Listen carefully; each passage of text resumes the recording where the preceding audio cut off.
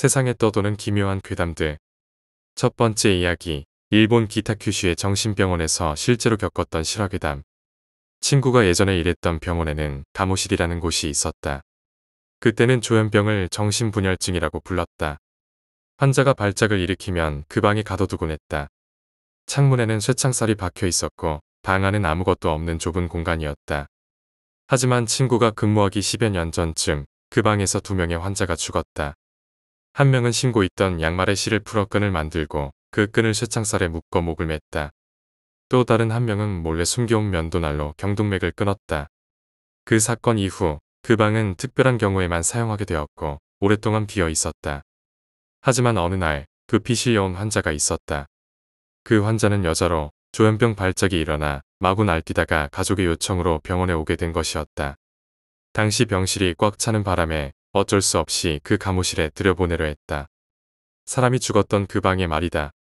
그러나 여자는 격렬하게 저항하며 외쳤다.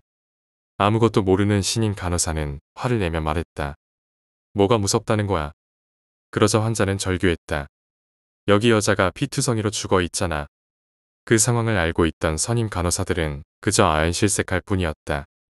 저런 사람들은 잘 풀리면 영능력자가 되고 아니면 평생 정신병원에 갇혀 있는 거겠지. 친구는 그렇게 말했다. 그 병원은 아직도 기타큐슈에서 운영 중이다. 두 번째 이야기. 정신병자. 나는 정신병원 의사였다. 내가 일했던 병원에는 중증 정신병자들이 모여 있었다. 일이 많이 힘들어서 그런지 거기서 일하는 사람들의 평균 수명은 무척 짧았다. 그때 내 밑에는 유능한 조수가 있었다. 그는 정신병자들 사이에서도 인기가 있었고 일도 잘했다. 어느 날 그가 재미있는 이론을 제시했다. 정신분열증은 정신병이 아닐지도 몰라요. 사실 우리처럼 정상적인 사람에게는 보이지 않는 세계가 존재하고 정신분열증 환자에게는 그 세계와 우리가 보는 세계가 섞여 보여서 행동이나 사고가 이상해지는 게 아닐까요? 과학적으로는 전혀 신빙성이 없는 이론이었지만 그는 자신의 이론을 굳게 믿고 있었다. 나는 그냥 재미있는 의견이구나며 흘려들었다. 어느 날 그가 급하게 나를 찾더니 말했다. 굉장해요. 이것 좀 한번 봐주세요. 나는 그가 가리킨 곳을 보러 갔다. 환자 2명이 프리룸에서 대화를 나누고 있었다. 중증 정신병자들이 대화를 나누는 건 드문 일이었지만 그들의 대화는 서로 이어지지 않는 혼잣말 같았다. 조수의 의견은 이랬다. 그들의 대화는 분명 이어진다. 다만 지금 대화로 보이지 않을 뿐이다. 만약 그들이 둘이 아니라 셋이서 대화하고 있는 거라면 그들은 지금 보이지 않는 한 명을 포함한 3명이서 대화하는 게 아닐까? 나는 잠시 놀랐지만 이내 그건 우연이야 라고 흘려넘겼다. 하지만 조수는 분명히 안 보이는 사람이 여기 있다는 것을 토대로 더 연구해 보고 싶어 했다. 그는 그날부터 일은 거의 제쳐두고 안 보이는 세계에 안 보이는 사람을 필사적으로 연구했다. 그는 나에게 말했다. 언젠가 분명 저도 그걸 볼 수 있을 겁니다. 그렇게 되면 현대 사회를 뒤집는 대발견이 되겠죠. 그러던 어느 날 그가 나에게 보인다. 라고 외치며 달려왔다. 나는 바로 일을 그만두었다. 그 조수는 아직 그 병원에 있다. 의사가 아닌 환자로. 세 번째 이야기. 동네의 정신 이상자.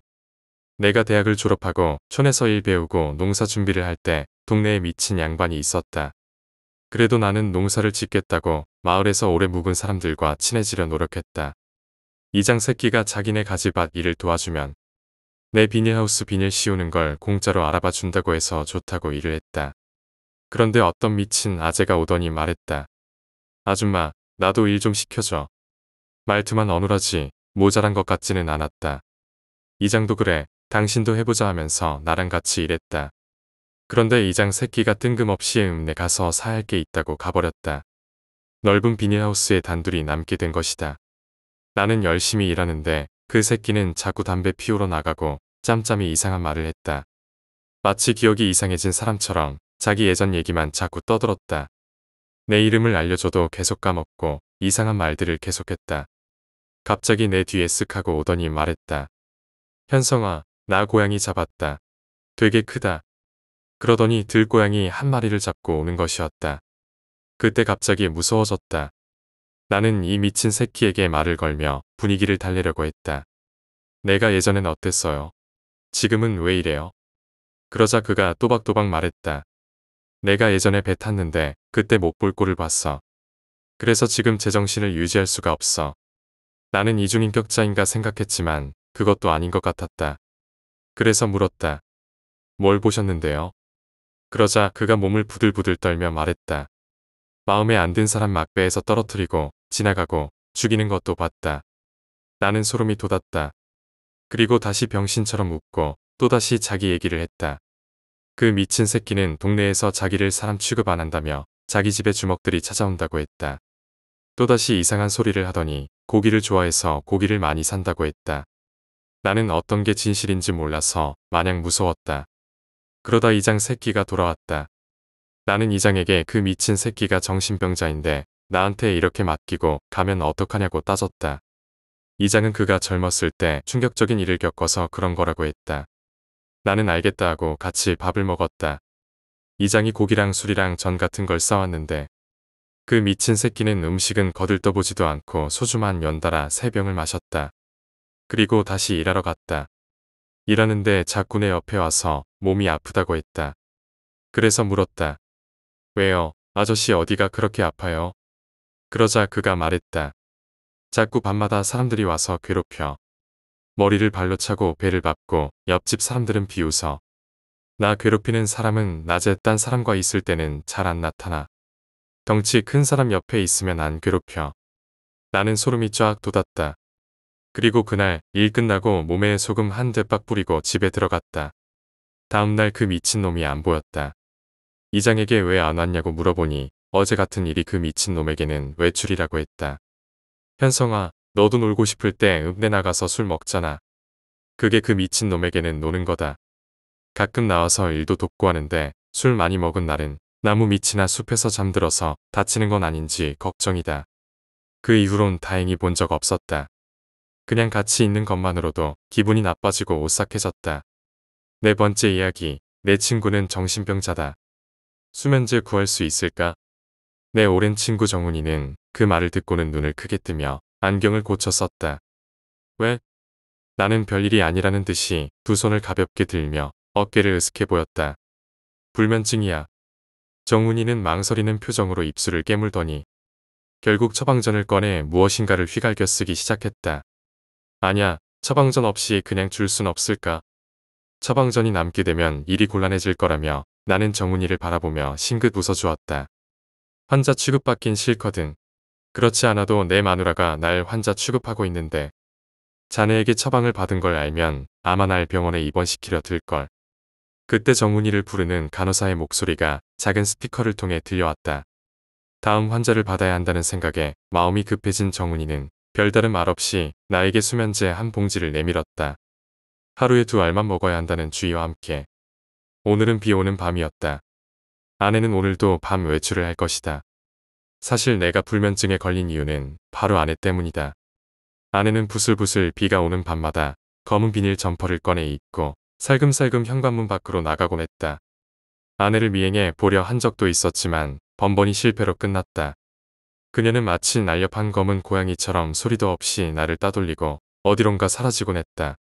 참다 못해 그녀에게 왜 몰래 집을 빠져나가냐며 따져 물었지만 그녀는 고개를 뻣뻣이 치켜들며 말했다. 그건 다 당신이 만들어낸 환상이에요. 여보, 차라리 병원에 한번 가보세요.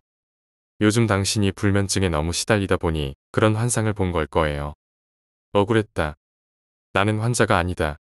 그러나 아내 외에 다른 사람들 모두 나를 불면증이라 평했다. 그거 하나는 확실한 것 같다. 사실 그것은 내 아내 탓이지만 머리가 욱신거려 이마를 지그시 눌렀다. 사실 잠을 제대로 잘 수 없는 것은 오히려 나에게 도움이 될지도 모르겠지만 이 참기 힘든 두통은 그다지 반갑지가 않았다. 현관문을 열고 곧장 부엌으로 걸어갔다. 커피 메이커가 진한 헤이즐넛 향을 풍기며 검은 액체를 한두 방울씩 뽑아내고 있었다. 아내는 불면증을 더욱 심하게 만든다며 내가 커피 마시는 것을 질색했지만 나는 내 혀와 코를 동시에 즐겁게 해주는 커피를 포기할 수가 없었다. 아내와 세트로 쓰는 부부 커피잔을 꺼내 커피를 따라낸 다음 안방으로 들고 갔다. 아내는 침대에 멍하니 앉아 손톱을 물어뜯고 있었다. 어색한 침묵이 실어 나는 불쑥 TV를 켰다. 은호는 올해 고3인 아들 은호의 얼굴을 제대로 본 지도 며칠 된 것 같다. 사실 나는 가끔 신경질을 억누르지 못하고 집안 물건을 때려 부수곤 했다. 아내는 마치 어린 양을 백정손에서 빼돌리는 듯한 눈길로 나에게 은호를 독서실에 다니게 하자고 했었다. 오늘은 독서실에서 잘 거예요. 나 노력하고 있으니까 앞으로는 잘할게. 아내는 놀란 눈길로 힘없이 중얼거리는 나를 올려다보았다. 그러더니 엷은 주홍빛 립스틱이 칠해진 입술로 나에게 미소를 지어주었다. 여보, 고마워요. 사실 나 좀 힘들었었어요. 나는 괜히 멋쩍은 심정이 들어 TV의 볼륨을 올리며 아내의 어깨를 감싸 안았다. 아나운서가 무표정한 얼굴로 사건 소식을 전하고 있었다. 또 한 건의 살인사건이 일어났습니다. 7일 전 실종된 것으로 알려진 김 모양의 시신이 오늘 김양의 집 근처 하수도에서 발견되었습니다. 시신의 일부가 없어진 것으로 보아 경찰은 정신병자의 소행으로 보고 있습니다. 사실 나는 정신병자라는 단어가 매우 싫다. 불면증이 계속되면 안 된다며 치료를 받아보라는 아내의 말에 그토록 분개한 것도 그 단어 정신병자 때문이다. 어두운 방에 갇혀 울부짖는 일밖에 할 수 없었던 우리 아버지를 보고도 다들 그렇게 불렀었다. 치료 정신병. 정신병도 유전된다고 말하던 정훈이 녀석이 내 가장 친한 친구가 아니었다면 턱을 한 대 올려친 것으로 끝나지 않았을 것이다. 하지만 나는 조용히 주먹을 쥐어보며 스스로에게 다짐했다. 나는 결코 정신병이 아니며 비정상적인 행동을 하지 않는 정상인으로 살겠다고. 아내는 내 손에서 하얀 바탕에 장미 무늬가 그려진 커피잔을 받아 들고 웃음을 지었다. 안방은 금세 향긋한 헤이즐넛 향기로 꽉 차 있었다. 여보, 그리고 뜨거운 물로 샤워하면 잠이 더 잘 온대요. 아내는 그렇게 말하며 새로 사왔다는 허브향 입욕제를 건네주었다. 그러나 나의 불면증은 확실히 중증인가 보다. 아내가 모처럼 사온 입욕제를 썼는데도 불구하고 옆에서 새근새근 잠들어 있는 아내의 숨소리를 뚜렷하게 들으며 천장만 멀뚱히 바라볼 수밖에 없었다. 아내는 세상 모르게 자고 있었다. 그럴 수밖에 없겠지. 낮에 정훈이에게 받은 수면제 30알을 정성껏 가루로 만들어 아내의 커피에 타 놓았으니 아마 그녀는 일어날 수 없을 것이다. 밖에서는 여전히 빗소리가 들려온다. 그러나 오늘 밤은 아내도 밖으로 나갈 수 없다. 아니, 밖으로 나갈 수는 있겠지. 다만 그게 자신의 의지가 아닐 테지만 나는 아내의 겨드랑이에 두 손을 집어넣고 번쩍 들어 올렸다. 그러나 제법 키가 큰 아내의 두 다리가 바닥에 질질 끌렸다. 아내를 거실의 바닥에 내려놓고 나는 베란다 문을 활짝 열었다. 차가운 빗방울이 내 얼굴을 때리고 있었다. 정신병자. 아까부터 머릿속에서 뱅뱅 돌고 있는 말 한마디가 끈질기게 나를 괴롭혔다. 그러나 난 정신병자가 아니다. 내 아버지는 그랬지만 바람난 아내를 응징하는 것이야말로 내가 정상인이라는 걸 증명해주는 사실 아닌가. 게다가 나는 아내를 죽임으로써 불면증에서 벗어날 수 있을 것이다. 나는 이를 악물고 아내를 베란다 밖으로 내던져 버렸다. 무언가 깨지는 듯한 소리가 빗소리에 묻혀 희미하게 들려왔다. 사실 우리 집은 1층이다. 그러나 우리 집이 있는 이 101동은 절벽처럼 깎아지른 높은 지대에 위치해 있었고 101동의 모든 집은 그쪽을 향해 있는 베란다를 갖고 있었다. 아마 아내의 시체는 내일 아침에나 발견되겠지. 저 아래로 지나다니는 사람은 거의 없으니까. 아내는 정말 모르는 일이었겠지만 나는 오늘 일을 아내의 자살로 꾸미기 위해 사전부터 치밀한 준비를 해왔다. 자주 가는 슈퍼, 정육점, 심지어 아내의 회사에 들릴 때마다 항상 슬픈 표정으로 그런 이야기를 해왔던 것이다. 제 아내는 심한 불면증에 시달리고 있어요. 요즘엔 목류병 증세가 좀 있어서 혹시라도 이상한 행동을 보이게 되면 놀라지 마시고 이해해주세요. 내 말을 듣고 아내에게 직접 당신이 불면증의 목류병이냐라고 물을 사람이 있었을까? 아마 내 말을 전해 들은 그들은 뒤로 돌아 혀를 차면서 그렇게 말했을 뿐일 거다. 그리고서는 아무것도 모르는 아내를 좀 더 친절히 대해주며 간혹 이상한 눈길을 보냈겠지. 비출기가 상쾌하게 느껴졌다. 내일은 경찰 앞에서 아내를 갑작스레 잃은 남편의 슬픔을 연기해야 할 것이다. 내가 불면증에 목류병 증세가 있는 건 알았지만 수면제를 먹고 베란다에서 떨어질 줄이야. 처음엔 의심받을 줄은 몰라도 아마 경찰 스스로가 증거 불충분으로 나를 풀어주게 될 것이다. 내가 수면제를 구한 경로도 추적해내지 못할 테니까. 나는 천천히 안방으로 도로 들어가 옷을 갈아입기 위해 옷장을 열었다. 아내의 검은 비닐 점퍼가 마치 깊게 베인 상처처럼 옷장 한가운데에 떡하니 자리 잡고 있는 것을 보자 난 속이 뒤집어져서 그 검은 점퍼를 꺼내 땅에 내동댕이 쳤다. 아내의 점퍼 주머니에서 뭔가가 떨어지더니 내 발등을 내리찍고 저쪽으로 굴러갔다. 저 반짝이는 저것은 열쇠였다. 나는 그게 과연 어디의 열쇠일지 한참을 생각해 보았다. 남자와 미래를 하기 위해 집을 얻어놓은 것일까? 그러나 저 열쇠의 형태는 철물점에서 흔하게 파는 대형 자물쇠의 열쇠같이 생겼다. 아내는 저 열쇠를 이용해 뭔가를 숨기려고 했던 것이다. 나는 열쇠를 집어들고 집안 곳곳을 살피기 시작했다. 아내가 바람피운 증거를 찾아낼 수 있다면 경찰에 좀 더 유리한 입장이 될 것이다. 그러나 자물쇠 같은 것은 아무 곳에도 없었다. 내가 샅샅이 살피지 않은 단 한 군데. 다용도실에도 자물쇠가 없다면 이 집안에 자물쇠를 채울 만한 곳은 없었다. 다용도실은 웬일인지 굳게 잠겨 있었다. 그동안 특별히 내가 다용도실을 들여다볼 일이 없었기 때문에 이 방문이 잠겨 있다는 것조차 몰랐었다. 나는 세차게 어깨를 부딪혀 문을 열고 안으로 들어갔다. 여기엔 자물쇠가 있을까? 그러나 나를 궁금하게 하던 그 자물쇠는 너무나 눈에 띄기 쉬운 곳에 있었다. 고장이 나서 버리기로 되어 있었던 세탁기가 그대로 있었다. 세탁기는 은색 체인으로 한 바퀴 돌려져 있었고 그 끝에는 차가운 금속성으로 빛나는 거대한 자물쇠가 달려 있었다. 왜 이런 행동을? 아마 그에 대한 해답은 이 자물쇠를 풀어보면 나올 것이다. 약간 긴장되는 것을 느끼며 나는 자물쇠를 풀고 체인을 풀어 헤쳤다. 그러나 세탁기 안에 들어있는 것은 나를 더 의아하게 했다. 하얀색 아이스박스가 세탁기 안에 처박혀 있었다. 왜 이런 것을 여기에 넣어놓은 것일까? 아이스박스 안에는 무엇인가 잔뜩 들어 있었는지 무게가 상당했다. 나는 세탁기의 귀퉁이에 찢겨나간 손톱을 빨며 꺼내놓은 아이스박스의 뚜껑을 열어젖혔다. 눈물이 찔끔 흘러나올 정도로 토악질을 해댔지만 아직 개운하지가 않았다. 아이스박스 속에는 하얀 드라이 아이스 여러 개와 함께 잘려나간 귀. 뭔가 날카로운 것으로 도려낸 듯한 여자의 유방이 들어있었다. 나는 바닥에 주저앉은 채로 뒤로 기어갔다. 아까 TV에서 들었던 뉴스. 시체의 일부를 가져간다는 그 연쇄살인범. 그게 내 아내였던가? 아내가 비 오는 날 밤마다 밖으로 나간 것은 그것 때문이었나? 살인을 하러. 비닐 점퍼를 입었던 것도 피가 튀는 걸 막기 위해. 나는 예상 외의 사태에 망연히 서 있을 수밖에 없었다. 그러나 정신을 차려야 한다. 나는 욕실로 뛰어들어가 차가운 물로 머리를 적시며 서 있었다. 정신병자 아내는 정상인처럼 행동했지만 정신병자였다. 갑자기 정적을 깨는 벨 소리가 들려 나는 화들짝 놀라 문 밖으로 뛰어나갔다. 만약 저 다용도실의 시체 조각을 누가 지금 목격이라도 한다면, 그리고 아내가 집에 없는 것을 알아챈다면 둘 다 내가 뒤집었을 가능성이 많다. 나는 조심스레 물고기 렌즈를 통해 밖을 쳐다보았다. 은호의 얼굴이 렌즈 안에 비치고 있었다. 이젠 정말 큰일이다. 은호는 분명히 오늘 독서실에서 잔다고 했었는데. 잠시 문이 열리길 기다리고 있던 은호는 문 손잡이를 비틀며 내가 문을 열어주길 재촉했다. 나는 입술만 깨물며 초조히 서 있다가 결국 문을 열어주었다. 은호는 내 아들이다. 내가 왜 아내를 죽였는지 듣고 나면 이해할 것이다. 살인자 엄마를 두었다는 사실을 자신도 알리고 싶지 않을 테니까. 은호는 머리에서 물방울을 털어내며 가방을 현관에 내려놓았다. 나는 어떻게 말을 꺼내야 할까를 생각하며 당황스러운 표정을 감추기 위해 냉장고로 걸어가 주스를 꺼냈다. 비가 많이 오지? 너 오늘 독서실에서 잔다고 하더니. 은호는 내가 내미는 주스 잔을 받아 들며 말했다. 엄마는요? 젠장 올게 왔다.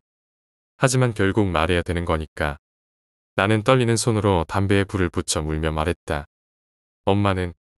은호는 휘둥그레진 눈으로 나를 올려다보고 있었다. 젠장, 아무래도 똑바로 바라보며 말하기는 힘들다. 잠시만요, 아버지.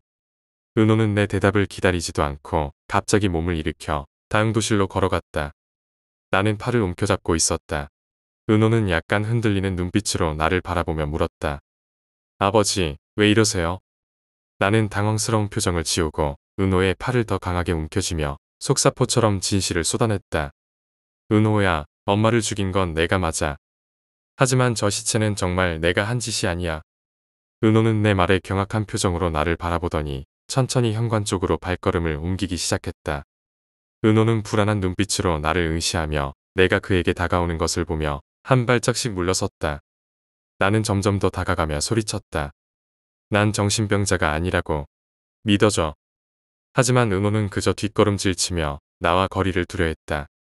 내가 점점 다가가자 은호는 갑자기 날카로운 목소리로 외쳤다. 아버지, 제발 그만하세요. 순간 나는 손에 들린 무언가를 보았다. 어느새 내 손에는 반짝이는 식칼이 들려 있었다. 놀라서 그 자리에서 멈췄지만 내 몸은 이미 통제 불능이었다. 난 불면증일 뿐이야. 정신병자가 아니라고. 내가 다시 한번 고함을 지르는 순간 은호는 재빨리 자신의 손을 올려 식칼을 막았다. 그러나 나는 이미 정신이 혼미해지고 있었다. 은호야. 내가 힘없이 중얼거리자 은호는 눈물을 머금고 나를 바라보며 말했다.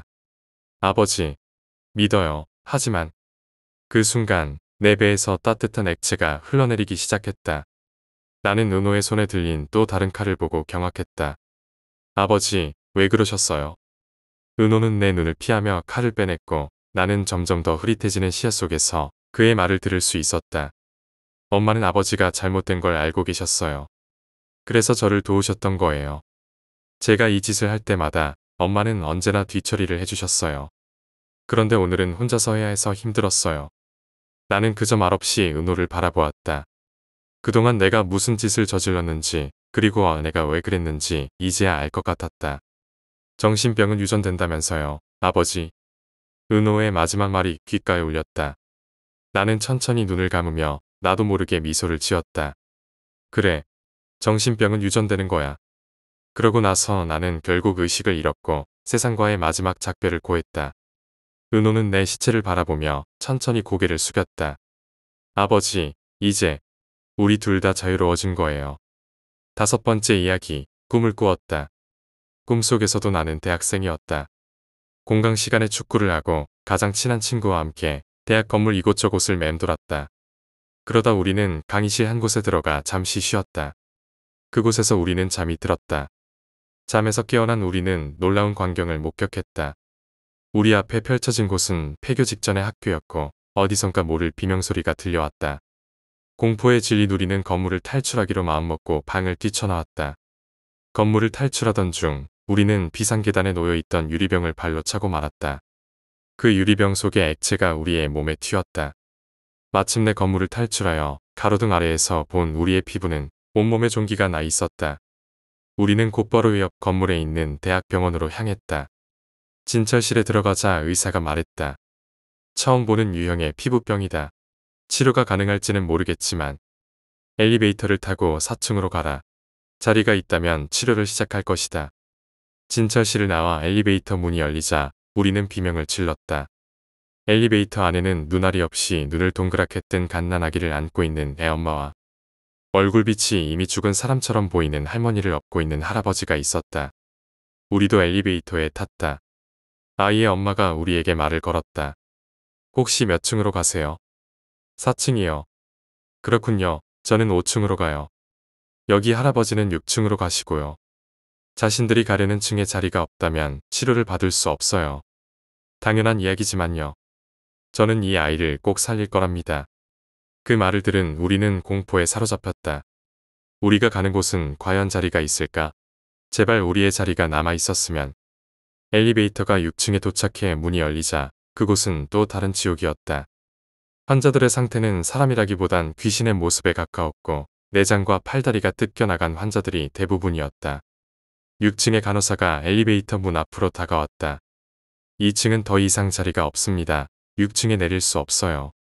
할아버지는 이 말을 듣고 간호사를 밀치며 엘리베이터 밖으로 나갔다. 여기 있는 환자 아무나 지금 죽으면 자리가 생기는 것 아니야? 곧 다 죽을 것 같은데. 그는 그렇게 말하며 할머니를 업은 채로 내장이 배 밖으로 빠져나온 환자에게 돌진했다. 그러나 병원 내 관리자에 의해 저지당했고 몸싸움 도중 할머니는 바닥에 떨어졌지만 여전히 미동도 하지 않았다. 이후 엘리베이터 문이 닫혔고 5층에서 문은 다시 열렸다. 5층의 상황 역시 6층과 다르지 않았다. 환자들은 귀신처럼 보였고 간호사는 자리가 없다고 말했다. 그 말을 들은 아이 엄마는 울부짖었다. 제발 살려주세요. 이 아이는 태어난 지 얼마 되지 않았어요. 제발 무슨 일이든 할게요. 이 엘리베이터의 문은 마치 이승과 저승을 가르는 경계처럼 느껴졌다. 그때 아이 엄마의 말을 들은 간호사가 혀를 차며 입을 열었다. 그럼 4층으로 가세요. 그 말과 함께 문이 닫혔고 애 엄마는 갑자기 내 팔을 물어 살을 뜯었다. 우리는 필사적으로 애 엄마를 구타했다. 제발 죽어라를 속으로 외치면서. 결국 애 엄마는 눈이 뽑히고 목이 꺾인 상태로 죽었다. 그러나 그녀는 여전히 아이를 꼭 안은 채 죽었다. 친구와 나는 이제 4층으로 가기 위해 버튼을 누르려 했다. 그 순간 우리는 얼어버렸다. 눈물이 흘렀고 너무나 큰 좌절감을 맛보았다. 병원에는 4층이 존재하지 않았다. 우리는 계속 울었다. 애 엄마를 허무하게 죽인 죄책감 때문이 아니라 그저 살고 싶어서. 그 순간 나는 지금까지 살아온 내 인생이 머릿속을 스쳐갔다. 꽃 피지 못한 노력들, 헤어진 여자친구, 부모님, 군대 간 친동생, 어릴 적 좋아하던 과자까지. 모든 것이 주마등처럼 지나갔다. 친구와 나는 살고 싶다며 비명을 지르며 울었다. 그리고 꿈은 끝났다. 깨어난 나는 죽지 않은 것에 안도감을 느끼며 2주간 놀았던 내 인생을 후회했다. 그 꿈은 너무나 생생했고 나는 다시 열심히 살아야겠다는 결심을 했다. 6번째 이야기, 10년 전의 알 수 없는 목소리. 괴담이라고 하기에는 그저 무섭지 않고 어찌 보면 사소한 일을 3번 정도 겪었다. 이게 나를 보살펴주는 귀신인지 환청인지 모르겠다. 그러나 똑같은 일을 3번이나 겪고 나니 환청이라는 생각은 들지 않았다. 처음 그 목소리를 들은 건 2012년 1월, 겨울이었다. 생활이 불편할 정도로 안검하수가 심한 편이었고 미용 목적도 겸해 처음 수술이란 것을 했었다. 안검하수 수술과 쌍꺼풀 수술을 같이 했는데 병치레가 작고 허약한 몸이었지만 수술은 한 번도 해본 적이 없었다. 부분 마취로 진행된 수술은 다행히 큰 고통 없이 성공적으로 끝났다. 의사는 첫날은 붓기도 심하고 마취가 풀리면 아플 테니 하루만 벽에 등을 기대고 앉아 자라고 했다. 의사 선생님 말씀대로 앉아서 잤지만 잠을 못 잘 정도로 열이 나고 욱신거림이 심했다. 그래서 알아눕듯 끙끙거리며 잠을 청하려 했는데 그때 가위에 눌렸다. 이제껏 가위에 눌린 적이 없었기에 그 중압감에 놀랐지만 피곤해서 그런가 보다 하고 다시 잠을 청했다. 그 순간 힘들어 나는 여성의 목소리가 들렸다. 나는 엄마의 목소리인 줄 알고 대답했다. 응, 힘들어. 그러자 맥이 풀리듯 가위가 풀렸다. 당시에는 별일이 아니라고 생각하며 넘겼다. 그 일이 잊힐 즈음 그해 여름이었다. 음식을 잘못 먹어 탈이 나서 심한 장염에 걸렸다. 장염에 걸린 지 일주일이 다 되어갈 즈음 또다시 가위에 눌렸다. 온몸에 힘이 없었고 가위에 눌려 숨쉬기도 어려웠다. 결국 가위를 풀 생각조차 하지 못하고 끙끙거리고 있었다. 또다시 힘들어 나는 목소리가 들렸다. 응, 힘들어. 나는 이번에도 중얼거렸다. 그리고 또다시 가위가 풀렸다. 이 일을 2번 겪으니 의아한 마음이 들었다. 첫 번째 가위는 엄마가 계셨지만 2번째는 혼자 집에 있었다. 게다가 목소리도 엄마의 목소리가 아니었다. 엄마도 나에게 말을 건 적이 없다고 했다. 신기한 것은 이 일을 겪고 나면 무섭기는커녕 오히려 마음이 편해지고 개운해졌다. 여전히 나는 그저 신기한 경험일 뿐이라고 생각했다. 2년 후 대학교 졸업을 앞두고 취업 문제로 극심한 우울증에 시달렸다. 삶과 미래에 대한 고민이 깊어지다 보니 이대로 죽고 싶다는 생각까지 들었다. 칼과 밧줄을 준비해 비상키트처럼 박스 안에 넣어두기도 했다. 심신이 지쳐 울다 잠드는 일이 잦았다. 원하던 회사의 면접에서 떨어지자 좌절감은 더 깊어졌다. 결국 나는 무턱대고 손목을 그었다. 그러나 겁이 많아 깊게 베지 못했고 피는 제대로 나오지 않았다. 나는 스스로의 무능함에 울다 지쳐 잠들었다. 그날 또다시 가위에 눌렸다. 힘들어 나는 익숙한 목소리가 들려왔다. 응, 너무 힘들어. 나는 울먹이며 대답했다. 그런데 이번에는 대답하자마자 가위를 풀어주지 않았다. 대신 괜찮아라는 말이 들렸다. 다음날 아침 나는 언제 그랬냐는 듯 상쾌한 기분으로 일어났다. 우울했던 마음은 어디로 갔는지 갑자기 긍정적인 생각이 들었다. 그 목소리 덕분인지 나는 다시 취업 준비에 열을 올렸다. 결국 원하던 회사는 아니었지만 번듯한 직장에 취직하게 되었다. 그 이후로는 가위에 눌려도 그 목소리는 들리지 않았다. 나를 보살펴주는 수호신이었을까 아니면 그저 환청이었을까. 어느 쪽이든 그 목소리는 나에게 살아갈 힘을 주었다. 만약 다시 그 목소리를 듣게 된다면 이번에는 고마워라고 말하고 싶다. 7번째 이야기. 정신병원에 입원했었다. 내가 3월 말에 작은 정신병원에 입원해 약물 치료를 받았을 때 일이다. 수속을 마치고 2층으로 올라가기 전 나는 폐쇄병동을 지나쳤다. 시급하며 2층으로 올라가니 여성 병동이었다. 여성 정신병자 환자들과 눈이 마주쳤는데 고정관념과 선입견 때문에 알 수 없는 뭔가가 스치고 지나갔다. 2층 간호사실에 들어가니 병동은 다시 폐쇄되었다. 그 문소리의 위화감을 느끼며 간호과장과 상담을 했다. 귀엽게 생긴 간호과장은 여기도 사람 사는 곳이라며 이것저것 물어봤다. 내가 병원에서 스마트폰을 가지고 가서 지루할 것 같다고 하자 걱정 말라며 여가 시간에 탁구, 체조, 노래방, 음악 감상, 영화 감상 등을 할 수 있다고 했다. 상담을 마치고 3층 남성 병동으로 올라갔다. 내가 있던 병실은 9인실이었는데 약간 곱상하게 생긴 아저씨가 내 자리를 가리키며 존댓말로 말했다. 이 자리가 제 자리니 여기 누우세요.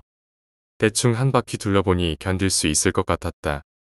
환자복으로 갈아입고 TV를 시청하며 묵묵히 시간을 보냈다. 점심이 나오자 식사를 받으러 나갔는데 상황이 낯설었다. 나는 침대까지 식사를 갖다 줄 줄 알았지만 환자들이 직접 받아서 침대로 옮겨 먹는 구조였다. 천천히 점심을 먹는데 다른 환자들은 너무 빨리 먹었다. 그래도 나는 천천히 꼭꼭 씹어 먹었다. 그러자 보호관리사가 빨리 먹으라고 했다. 그래서 나는 대충 먹고 비웠다. 나중에 보니 배식하는 중에 다 먹고 치우는 사람도 있었다. 처음에 그 보호관리사는 키도 작고 생김새도 조선족 같았다. 그는 내일이라는 단어를 내리하며 이북 액센트로 발음했기에 북한이나 조선족 같은 사람이 한국 와서 보호관리사 일을 하는 줄 알았다. 고향을 물어보니 강원도라고 했다. 별로 중요한 게 아니라서 그냥 넘어갔다. 간식란에 담배도 있어서 외출 요청을 했지만 바로 묵살되었다. 나는 밖에 돈이 있으니 담배도 사고 필요한 것들을 가지고 오겠다고 했지만 간호과장은 안 된다고 했다. 그러는 와중에 보호관리사가 자기 담배를 살며시 주었다. 나중에 하나 더 달라고 했더니 그는 나를 위아래로 훑어보며 말했다. 젊은 사람이 말이야. 나는 오만 가지 생각이 들며 낮잠을 자고 저녁을 먹고 또 자며 약 먹을 시간이 되었지만 쥐도 새도 모르게 숙면 중이었다. 그때 교체된 야간 간호사와 묵직하게 생긴 보호관리사가 와서 잠을 깨우고 약을 먹으라고 했다. 나는 앞서 원장님에게 약에 대한 트라우마가 있다고 말했지만 그들은 계속 약을 먹으라고 했다. 언성이 높아졌고 결국 간호사는 마지막까지 나에게 약을 먹이려 했지만 나는 강력하게 거부했다. 그러자 간호사는 내려갔다. 5분 후 간호사는 다시 돌아왔다. 이번에는 심쿵한 주사기를 무려 3개나 들고 있었다. 나는 당황했다. 처음에는 팔뚝에 피 검사를 하고 나머지 주사기 2개 중 하나를 엉덩이에 꽂았다. 무척 아팠다. 그리고 잠시 후 한 대 더 꽂으려는 순간 간호사의 얼굴을 봤는데 표정이 압권이었다. 주변 환자들에게 들으니 30년 경력의 간호사라고 들었다. 그러나 그 표정은 나를 잡아먹을 듯한 기세였다. 다음 날부터 약을 먹기 시작했다. 남성 병동 환자들의 병명을 하나씩 알아갔는데 ADHD, 조현병, 고엽체, 알코올 중독, 치매 등등 많았다. 정신병원에 처음 입원했기 때문에 개념이 없었지만 알코올 중독이 많은 비율을 차지하는 것 같았다. 내 옆자리에 치매 환자가 있었는데 엉덩이를 엄청 긁어 피부가 상해 있었다. 그 노인은 나중에 격리 조치로 독방에 들어갔는데 취침 시간 11시 이후에도 문을 두드렸다. 예민한 환자들이 항의하며 조용히 하라고 했지만 치매 때문에 계속 문을 두드렸다. 그 소리가 마치 사일런트 힐의 심리 공포를 느끼게 했다. 그 노인은 수시로 환자복의 대변을 보며 담배꽁초를 한 묶음 들고 와 베개 속에 숨겨 냄새가 진동했다. 나는 그와 몇 번 눈이 마주쳤지만 너무 무서워 고개를 돌렸다. 증상이 심해졌는지 낮에도 문을 두드렸다. 나는 창문을 열고 물었다. 뭐 필요하세요? 그가 말했다. 초코파이. 나는 창문을 닫고 침대에 누웠다. 그 노인은 계속해서 문을 두드렸다. 고엽제 환자는 처음에 알코올 중독인 줄 알았지만 며칠 후 물어보니 45년 전 베트남 일기 해병대 출신이었다. 과장 안 하고 3일에 한 번 말할까 말까 할 정도로 너무 말이 없었고 인지 능력이 떨어졌다. 대우도 못 받으셨기에 더욱 안타까웠다. 어느 날 TV에서 인천 여고생이 같은 동에 사는 초등학생을 잔인하게 살해했다는 뉴스를 봤다. 이후 그 여고생이 조현병으로 확정되었다. 조현병이 어떤 정신병인지 몰라 의사 가운을 입은 간호사에게 물어보니 옛날에는 정신분열이라고 불렸다고 했다. 순간 시겁했다. 치매 노인이 독방으로 옮겨진 후 나는 그 자리에 앉았다. 그 옆자리에 조현병 환자가 있었는데 그는 3년 더 있어야 한다고 했다. 그 환자는 결혼도 했다고 했다. 나도 정신병원에 입원하면 미칠 것 같아 외출을 수시로 신청했지만 간호과장과 말이 통하지 않아 결국 인권위에 진정서를 제출했다. 경찰과 동사무소, 보건소에서 합해 4명이 와서 면담 후 나는 퇴원을 강력하게 요청했다. 경찰관이 나가라고 하면서 법을 악용한 사례라고 말했다. 점심을 먹고 간호과장에게 내 병명이 뭔지 물었지만 그는 모르는 눈치였다. 수고했다는 말을 듣고 원장실에서 마지막 상담을 했다. 원장님께 내 병명이 뭔지 물으니 반전 드라마도 아니고 그 무서운 조현병이라고 했다. 무척 놀랐다. 이유를 물으니 일관성이 없다는 등 조현병이 매우 광범위하다고 했다. 그는 다음날 약을 받으러 오라고 통원치료를 권유했다. 내가 안 오면 어떻게 되냐고 물으니 아무 일도 일어나지 않는다고 했다. 그러면서 조현병은 약물 치료만 잘 받으면 일반인과 다름없다고 했다. 나는 융통성 있게 퇴원을 했다. 나는 자위로 입원한 것이었기에 상대적으로 쉽게 퇴원할 수 있었다. 5월 31일부터 경찰관이 정신적으로 이상 증상을 보이는 시민들을 강제로 정신병원에 입원시킬 수 있게 되었다. 이는 조현병을 앓고 있는 인천 여고생 사건 때문이었다. 인권위와 장애인 단체에서는 인권유린이라며 반발하고 있다. 우리나라는 술에 관대한 나라다. 술을 마실 때는 조용히 마셔야 한다. 주폭이나 꼬장을 부리면 정신병원에 잡혀갈 수 있으니 유비무환해야 한다. PS 예전에 노숙자 생활을 할 때 어떤 노숙인이 겨울에 너무 추워 가벼운 범죄를 저질러 감방에 들어간 이야기를 들은 적이 있다. 차라리 동주민센터나 가까운 구청에 잘 얘기하면 비교적 자유로운 정신병원에 입원할 수도 있다. PS 이 예전에 동사로 사망한 노숙인에 대한 신문 기사가 있었는데 노숙자들은 그를 불쌍하게 여기기보다 오히려 부러워하는 눈초리로 바라봤다. 그 이유는 그들이 인생 끝자락에 다다랐다는 사실을 깨달았기 때문이다. 희망이 없는 삶 속에서 죽는 것이 더 나을 수도 있다는 현실적인 시각을 가지고 있었다. 주위 동료 노숙자들은 그 개념을 뼈저리게 깨달았을 것이다.